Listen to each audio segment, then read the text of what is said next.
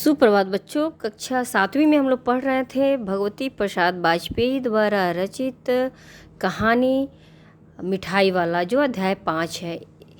मिठाई वाला कहानी में हम लोग 3 पार्ट पढ़ चुके हैं। कहानी का जो शेष और अंतिम अंश बचा हुआ है उसको चौथे पार्ट में पढ़कर कहानी को समाप्त करेंगे। तो कहानी को पढ़ने के पहले हम लोग जो भी उस कहानी में कठिन शब्द आए हैं, जो आज हम लोग कहानी सेशंस पढ़ेंगे, उसके अर्थ को जानेंगे। तो देखेंगे, हमारा कठिन शब्द है मोल भाव। मोल भाव करना, मोल भाव यानी दाम कम करवाना।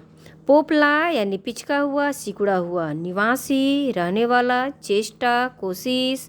हर्ष यानी खुशी। संशय यानी संदेह। विस्मय, ताज्जुब या हैरान। अनुमान यानी अंदाजा। अस्थिर यानी बेचैन। व्यवसाय यानी रोजगार या कारोबार। व्यर्थ यानी बेकार। उत्सुक यानी जिज्ञासु। आगे वाले पृष्ठ में देखेंगे कठिन शब्द, पृष्ठ संख्या 29 में। अतिशय यानी अत्यधिक या बहुत अधिक। प्रतिष्ठित यानी सम्मानित। सोने का संसार यानी सुखमय जीवन। वैभव यानी ऐश्वर्य। हठखेलियाँ, बच्चों के क्रियाकलाप। विधाता यानी ईश्वर। जन्मे यानी पैदा हुए। झलक यानी हल्की सी उपस्थिति।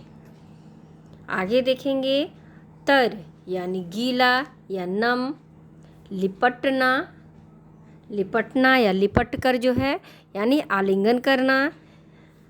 उसके बाद देखेंगे तत्काल। कोलाहल, कोलाहल का अर्थ होता है शोर शराबा, बच्चों द्वारा किया गया शोर शराबा, कोलाहल। उसके बाद देखेंगे तत्काल, तत्काल यानी तुरंत। और मृदुल यानी कोमल। तो ये तो कठिन शब्द है जो आज हम लोग शेष कहानी को पढ़ेंगे। अब हम लोग कहानी को पढ़ेंगे कि शेष कहानी में क्या होता है। देखिए कि कहानी क्या है। वो किस तरह से मिठाई वाला को बैठाती हैं और उनसे मिठाई देने को कहती हैं। मिठाई वाला कहता है कि बच्चे बड़े चाव से उसको चूसते हैं और ये ऐसा मिठाई है कि तुरंत मुंह में वह क्या होता है कि वो तुरंत मुंह में खुलता भी नहीं है। आगे दादी बोली, 16 तो बहुत कम होती हैं। कहती हैं कि तुम तो इतने पैसे में 16 ही मिठाई दे रहे हो, भला 25 तो देते। क्या कहती हैं दादी कि 16 क्यों दे रहे हो, तुम 25 मिठाई दो इतने पैसे में। मिठाई वाला, नहीं दादी अधिक नहीं दे सकता। मिठाई वाला बोलता है, नहीं दादी मैं इससे ज़्यादा 16 से ज़्यादा नहीं दे सकता हूँ, इतना भी देता हूँ। यह अब मैं तुम्हें क्या, खैर मैं अधिक ना दे सकूँगा। मिठाई वाला कहता, अब मैं आपको क्या बताऊं, खैर छोड़िए, मैं अधिक आपको मिठाई नहीं दे सकता।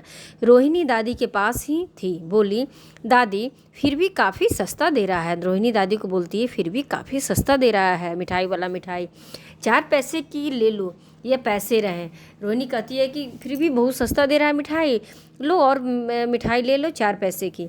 मिठाई वाला मिठाइयाँ गिनने लगा। मिठाई वाला क्या करता है, मिठाई देने के लिए उन्हें मिठाई को गिनने लगता है। तो 4 की दे दो, 4 पैसे की और मांगी जाती। अच्छा 25 नहीं सही, 20 ही दो। अरे हाँ मैं बूढ़ी हुई, मोल भाव अब मुझे ज़्यादा करना आता भी नहीं। दादी कहती हैं, मैं अब बूढ़ी हो चुकी, अब दाम कम कराना ये सब मुझसे नहीं हो पाता। ठीक है चलो 25 नहीं तो 20 ही दे दो। कहते हुए दादी के पोपले मुंह से जरा सी मुस्कुराहट फूट निकली। रोहिणी ने दादी से कहा, दादी इससे पूछो तुम इस शहर में और कभी भी आए थे या पहली बार आए हो। रोहिणी दादी से कहती है कि दादी आप इससे पूछिए कि यह पहले भी यहाँ आया है या पहली बार आया है, यहाँ की निवासी तो तुम हो नहीं। यह भी कहती है कि ये भी पूछिए कि यह तो यहाँ का निवासी तो है नहीं। दादी ने इस कथन को दोहराने की चेष्टा की ही थी कि मिठाई वाले ने उत्तर दिया, पहली बार नहीं और भी कई बार आ चुका हूँ। दादी ने रोहिणी के कही हुई बात को जैसे ही कहा तो मिठाई वाला क्या बोला कि नहीं मैं पहली बार यहाँ नहीं आया हूँ, मैं पहले भी यहाँ आ चुका हूँ। रोहिणी चिक की आड़ी से बोली। वह चिक्की यानी वह बांस की लकड़ी पर्दे के पीछे से बोली, पहले यही मिठाई बेचते हुए आए थे या और कोई चीज़ लेकर। रोहिणी चीख के पीछे से पूछती है, पर्दे की ओर से पूछती है कि पहले भी तो मिठाई ही लेकर आए थे कि कोई और चीज़ लेकर आए थे। मिठाई वाला हर्ष यानी खुशी, संशय यानी संदेह और विस्मयादि भाव में डूब कर बोला। मिठाई वाला जो खुशी से भी, हैरान से भी और कुछ संदेह में डूब कर वह बोला, इससे पहले मुरली लेकर आया था और उससे भी पहले खिलौने लेकर। क्या बोलता है मिठाई वाला कि हाँ, मैं इससे पहले आया था, पहले मुरली लेकर आया था और उसके बाद मैं फिर उसके पहले मैं खिलौने लेकर आया था। रोहिणी का अनुमान ठीक निकला। अब तो वह उससे और भी कुछ बातें पूछने के लिए अस्थिर हो उठी। वह उससे और बातें पूछने के लिए बेचैन हो उठी। इन व्यवसायों में भला तुम्हें क्या मिलता होगा? क्या पूछती है रोहिणी कि इस कारोबार में भला तुम्हें क्या फ़ायदा होता होगा? वह बोला, मिलता भला क्या है, यही खाने भर को मिल जाता है। मिठाई वाला कहता है, कभी नहीं भी मिलता है, पर हाँ, संतोष, धीरज और कभी कभी असीम सुख जरूर मिलता है, और यही मैं चाहता भी हूँ। क्या बोलता है कि नहीं, बहुत कुछ तो नहीं मिलता, खाने भर का मिल जाता है, लेकिन कभी कभी तो वो भी नहीं मिलता। हाँ, लेकिन बहुत बड़ी चीज़ जो मिलती है वो क्या है? संतोष, संतुष्टि, धैर्य और असीम सुख मिलता है। मिठाई वाला बोलता है रोहिणी को, सुख कैसे, वो भी बताओ। रोहिणी पूछती है, ऐसा क्यों, बताओ। अब व्यर्थ उन बातों की क्यों चर्चा करूं? मिठाई वाला कहता है कि बेकार में इन बातों का क्यों चर्चा करूं, उन्हें आप जाने ही दें।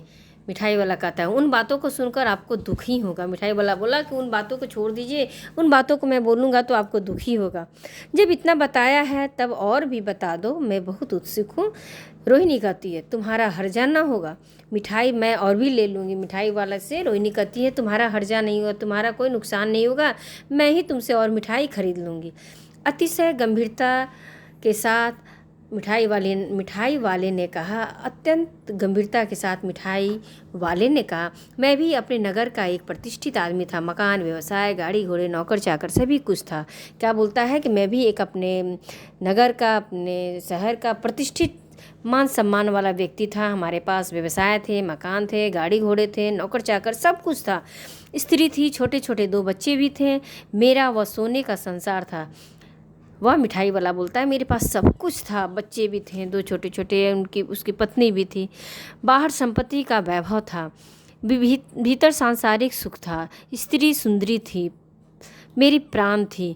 क्या बोलता है कि मेरी पत्नी बहुत अत्यधिक प्रिय थी, है ना, मेरी प्राण थी यानी अत्यधिक प्रिय होना, प्राण थी। बच्चे ऐसे सुंदर थे जैसे सोने के सजीव खिलौने। कहता है कि मेरे बच्चे तो इतने सुंदर हैं जैसे वह सोने के चलता फिरता खिलौने लगते थे। उनकी हटखेलियाँ के मारे घर में कोलाहल मचा रहता था।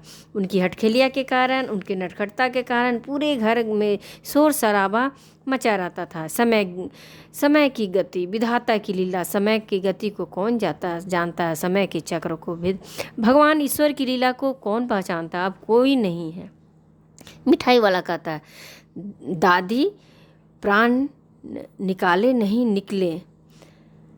दादी कहता है कि दादी प्राण निकाले नहीं निकले, इसलिए अपने उन बच्चों की खोज में निकला हूँ।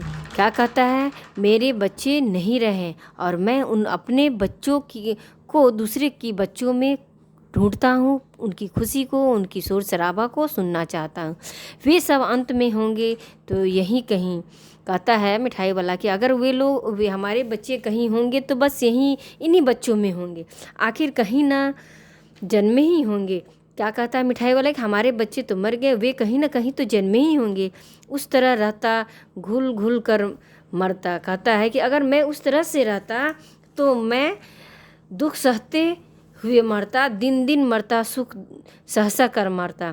इस तरह सुख संतोष के साथ मरूंगा और इस तरह बच्चों को मिठाई बांटकर, मिठाई बेचकर, बच्चों के बीच में उसकी बातों को, तोतलीय बातों को सुनकर मुझे संतुष्टि होती है। इस तरह के जीवन में कभी कभी अपने उन बच्चों की एक झलक सी मिल जाती है। कहती है कि इन बच्चों में मुझे अपने बच्चों की झलक मिलती है। ऐसा जान पड़ता है जैसे वे इन्हीं में उछल कर हंस खेल रहे हैं। पैसों की कमी थोड़ी ही है, आपकी दया से पैसे तो काफ़ी हैं।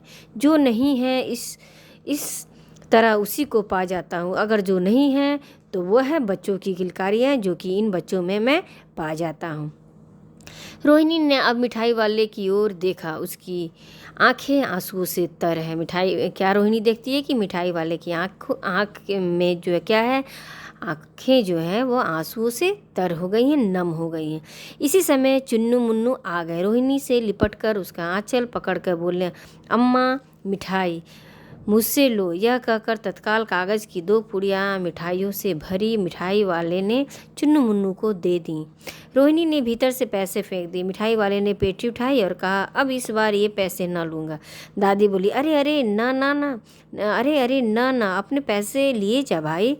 तब तक आगे फिर सुनाई पड़ा उसी प्रकार मादक मृदुल स्वर में, बच्चों को बहलाने वाला मिठाई वाला पैसे नहीं लेता है। 2 पुड़िया और मिठाई का देकर चला जाता है, कहता है कि इस बार मैं पैसे नहीं लूँगा।